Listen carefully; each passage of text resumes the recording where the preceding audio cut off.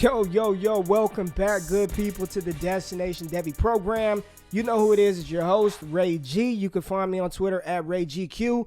This is the Week 6 Rookie Report, sponsored by Sleeper Wire. Whether you're listening to this in your car, in your truck, on your radio, wherever you're at, or you're actually watching on YouTube, I want to say thank you. I appreciate you checking out the channel. I appreciate you checking out the show and the content.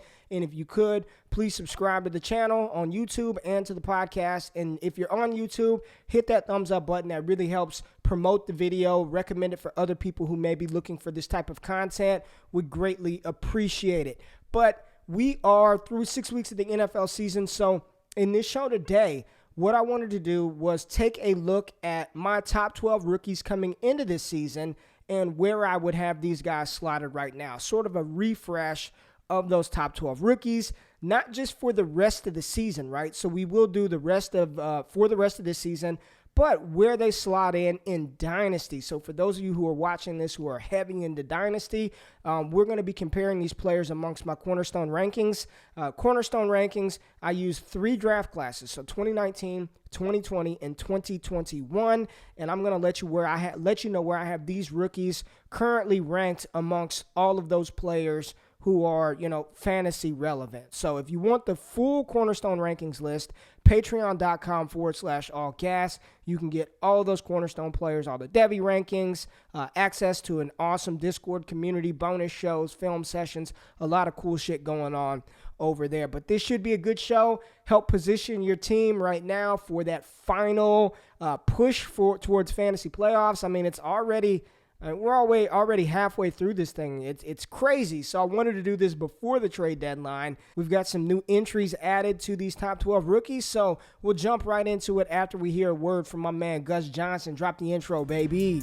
You got barbecue back there, and you didn't invite me. Hurt my feelings. All right. So coming into this season, coming into 2020, my top 12 rookies for seasonal leagues. At 12, I had Brandon Aiyuk, the wide receiver from San Francisco 49ers. At 11, Henry Ruggs, the wide receiver from the Las Vegas Raiders. At 10, Dallas Cowboys stud wide receiver CeeDee Lamb. At 9, Jerry Jeudy of the Denver Broncos. At 8, Laviska Shenault, wide receiver, Jacksonville Jaguars. 7, J.K. Dobbins, running back, Baltimore Ravens. 6, Jalen Reagor, wide receiver of the Philadelphia Eagles.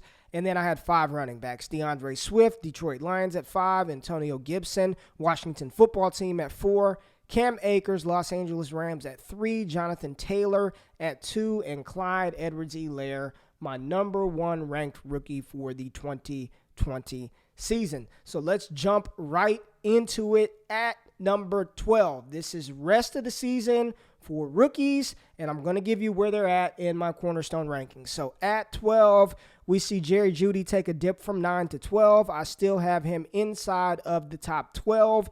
He is currently wide receiver 53 on the season, averaging 9.9 fantasy points per game in PPR formats. I have Jerry Jeudy ranked as player 26 in my Cornerstone rankings. He's sandwiched in between Jalen Reagor and Terry McLaurin. Listen, Jerry Jeudy should be the alpha receiver. He should be, with Courtland Sutton going down to injury, and that's sort of why I had him at 9, right? I thought him and Sutton were going to make a very good complement for one another and actually open up some opportunity for Jeudy, but with Sutton down and out for the remainder of the season, it seems like Jeudy should be the guy to step up and be the focal point of that offense, and it just hasn't happened yet. They've had crazy inconsistent quarterback play. They had Brett Rypien in, Drew Lock. They're trying Jeff Driscoll. He's had 3 quarterbacks so far this season, and then it looks like Tim Patrick is emerging as the best wide receiver on that team. Now, would I slot Tim Patrick over Jerry Jeudy in Dynasty rankings? No, but right now, he's been the more consistent fantasy producer. He seems like he's taking a step forward. So, if anything, go get Tim Patrick off of waiver wires. But Jerry Jeudy takes a little bit of a fall from 9 to 12. At 11, Brandon Aiyuk moves up 1 slot. I really like how the 49ers are using Brandon Aiyuk. I think his dynasty value should be much higher than maybe I even have him ranked. He's currently wide receiver 44 on the season after missing, like 2 or 3 games. averaging 11.1 fantasy points per game, and I have him ranked 33rd in my Cornerstone rankings in between Devonta Smith, the wide receiver from Alabama, and Marquise Hollywood Brown, Baltimore Ravens wide receiver. It's fun to watch Kyle Shanahan get this guy involved. He's running the ball out of the backfield. They're handing him jet sweeps. They're getting him involved in the screen game. He's catching balls downfield. The sky is the limit for Brandon Aiyuk. I think he's very talented. He's showing extremely well, and I'd be fairly confident in him as a flex option for the remainder of the season. So Brandon Aiyuk takes a little bit of a step up from 12 to 11. At player 10, ranking 10, I've got Laviska Shenault, wide receiver from the Jacksonville Jaguars. Currently, he is wide receiver 34 on the season. I have him ranked 24th in my Cornerstone rankings in between T. Higgins and Jalen Reagor. He is averaging 10.9 fantasy points per game. Did not have a good week 6. It was one of his worst fantasy performances, but Gardner Minshew just, golly, as soon as I talk about him taking a step forward and looking like he could be the quarterback of the future, he goes out there and he looks like they need to draft a new quarterback. But Shenault's usage and volume is still encouraging, and to be, a top 35 receiver, a top 36 receiver, that puts him in the wide receiver 3 category, flex category. The better days are ahead for Laviska Shenault. We're still waiting for that Taco Bell game, that blow-up game, and I think it's coming. It's on the horizon. His usage is good. The way that they're utilizing him in that offense, his versatility is only a plus. So Laviska Shenault, rest of the season, he is player 10, rookie 10 for me.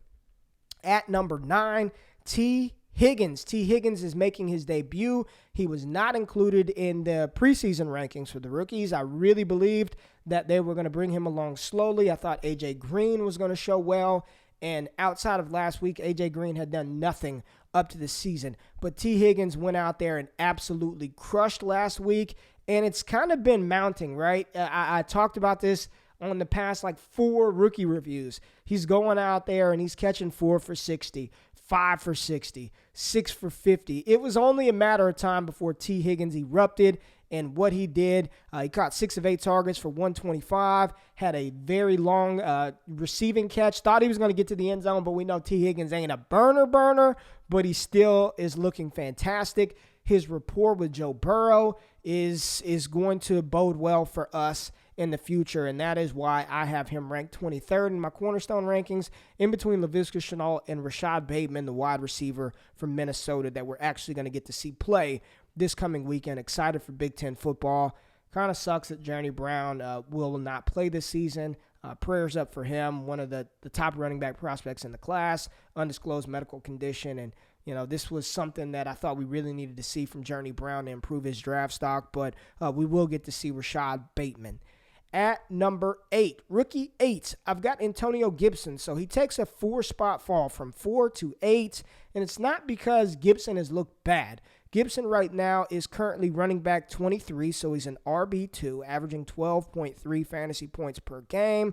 I have him ranked 31st in my Cornerstone rankings, in between Trey Lance, the quarterback from North Dakota State, and Marquise Brown.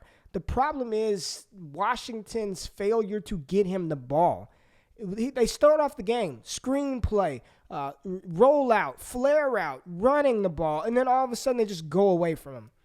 I have no clue what's going on in that backfield. They want to get J.D. McKissick involved for whatever reason, and they're just not feeding Gibson. They're not feeding the starting running back. You go back and watch any of Gibson's tape, he's playing extremely well. He's playing really well, but he's not getting the volume. They're not giving him the opportunity, so he takes a little bit of a fall. Still high on Antonio Gibson in Dynasty and long-term, but right now, if I had to say for the rest of the season, yeah, he's got to take a little bit of a dip down. And we have a new entry to the list at number 7. Chase Claypool, the wide receiver from the Pittsburgh Steelers. Big Chase Claypool, 6'4", 230 pounds. I have him as my 45th player in my Cornerstone rankings, in between Henry Ruggs and Brian Edwards. Right now, he's currently wide receiver 15 on the season. A lot of that due in part to his 4-touchdown performance a couple of weeks ago, but he's averaging 17.7 fantasy points per game, and he had another good game this past weekend. I mean, that's what he can do. And what's happened in that Pittsburgh receiving core, it seems like the receivers that you want to own are James Washington, Chase Claypool, and Deontay Johnson, who really hasn't been on the field. But it's not Juju Smith-Schuster. It's not Juju. The shifting of the guard, the changing of the guard is already taking place. They aren't going to re-sign Juju. Juju's going to want to get paid. They have no reason to pay him. They've got Claypool, they've got Johnson, and they've got James Washington on cheaper deals and are actually at this point more productive than Juju. Juju needs to get out of Pitt. It's going to be the Claypool show. It's going to be the Deontay Johnson and James Washington show. I think he's a wide receiver 2 moving forward, a low-end wide receiver 2, a mid to low-end wide receiver 2 with high-end wide receiver 1 upside. He's an athletic freak. A lot of people were wrong on Claypool, including me, so he makes a massive jump from not even being ranked to being my number 7th ranked rookie for the remainder of the season. At number 6, James Robinson, another new entry to the list, was not ranked before the season.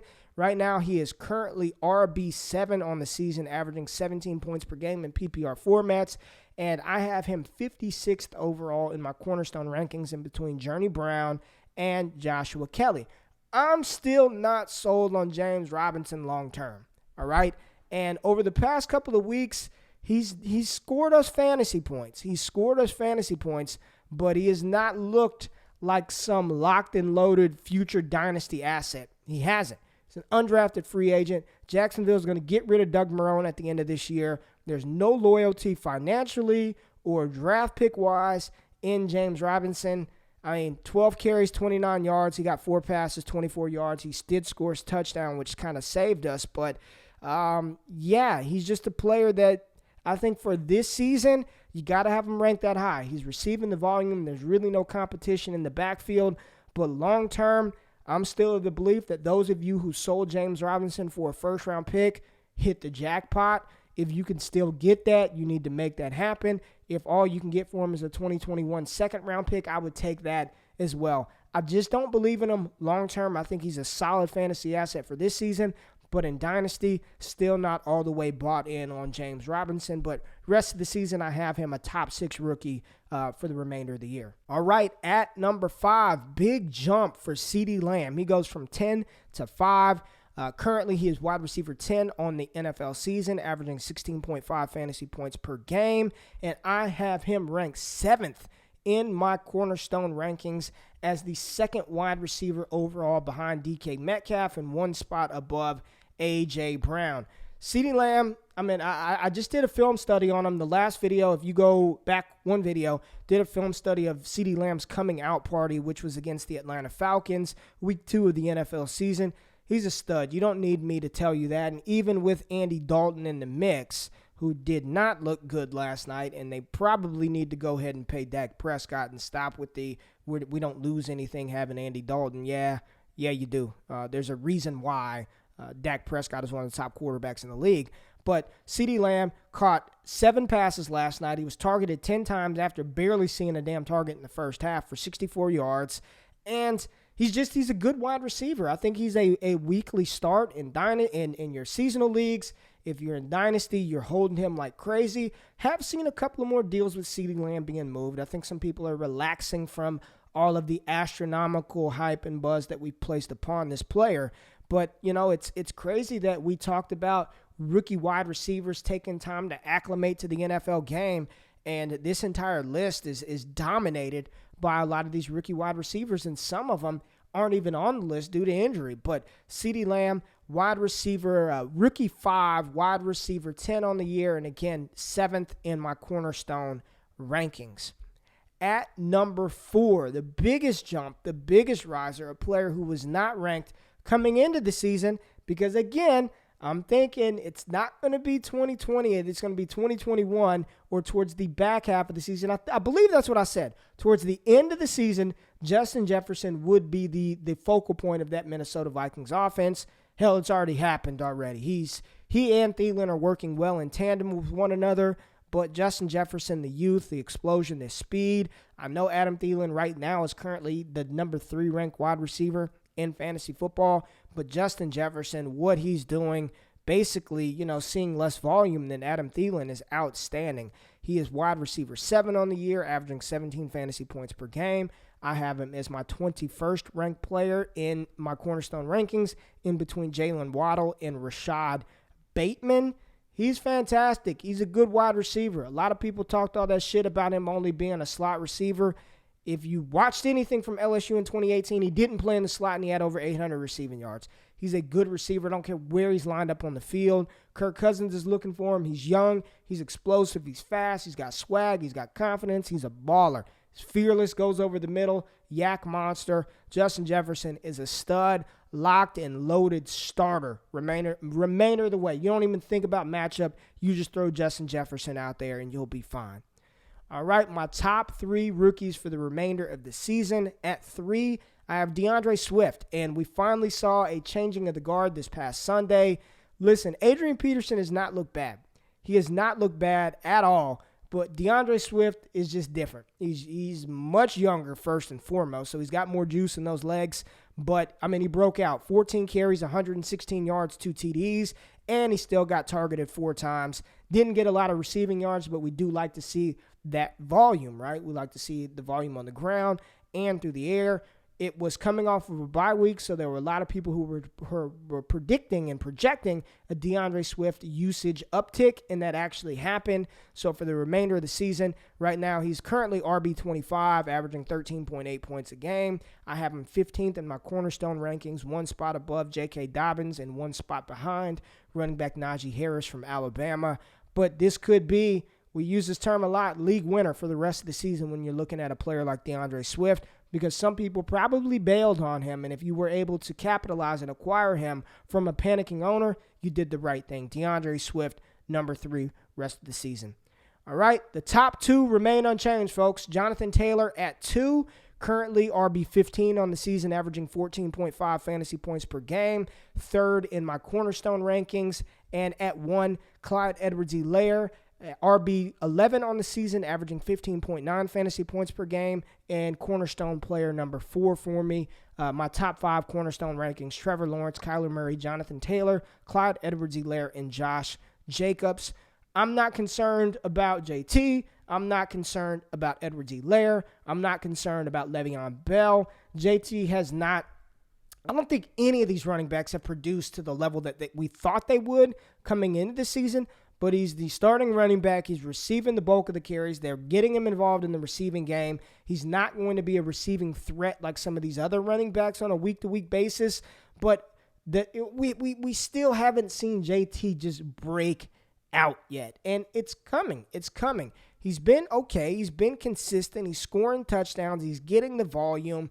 We're just waiting for that big breakout game, right? This past week, 12 carries, 60 yards. Yeah. But it was the 55 receiving yards on 4 receptions that really, really helped his day out as well. So we're still, I believe, seeing JT at his floor the same way we're seeing Edwards-Helaire at his floor. And he balled his ass off yesterday, recording this on Tuesday. So yesterday was Monday for me and Tuesday for you. But he balled his ass off versus Buffalo. He was running like a man with his hair on fire from the beginning of the game to the end of the game. 26 carries, 161 yards, had 2 catches for 8 yards, had a touchdown run called back. 2nd week in a row he's had a touchdown overturned due to penalty. He's just been unfortunate and unlucky in the touchdown department, but running the ball, his lateral agility is special. His footwork, his quickness, his vision, he runs with power. A lot of people want to say, oh, he's not fast enough, he's not big enough. The same people who say that, it blows my mind that people still want to find a way to hate on Edwards-Helaire. If you don't like him as much as Swift or as much as JT, that's fine. But there's nothing that he's doing should indicate that he's going to be relegated to the bench once Le'Veon Bell is activated. Andy Reid actually came out and said, we signed him to back up Clyde Edwards-Helaire. It was more of an indictment on the running backs behind Edwards-Helaire than CEH.